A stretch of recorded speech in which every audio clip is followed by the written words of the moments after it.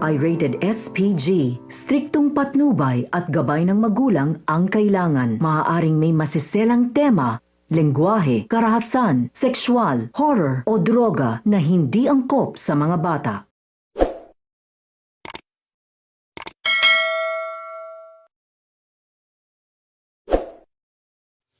Gagawin nga ni Paulo ang lahat para sa anak na si Jasmine. Pupuntahan niya si Thea, ngunit makakarap niya si Edward at sasabihan na kailangan nila si Ashley na magpates. Subalit hindi umano isusugal ni Edward ang kaligtasan ng kanyang anak. Sasabihan naman siya ni Paulo na hindi niya anak si Ashley. Pero susumbatan naman siya ni Edward na ilang taon niya itong natiis pero ngayong kailangan niya ito, bigla siya magpakatatay. Sasabihan ni Marge si Paulo na naubusan na umano sila ng oras at kailangan gumawa na siya ng paraan.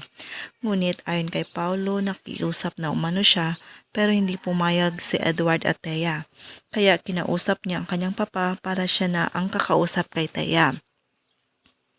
Samantala, kinausap na nga ni Greg si Thea at sinabihan na ipatest niya si Ashley kung gusto niya na may matira pa sa kanya at kay Ashley. Magiging madali umano ang lahat kung susunod umano sila. Makukumbinsi naman kaya ni Greg si Thea na ipatest ang anak. Lahat ng yan ay ating aabangan sa House of Lies. Maraming salamat po sa panonood.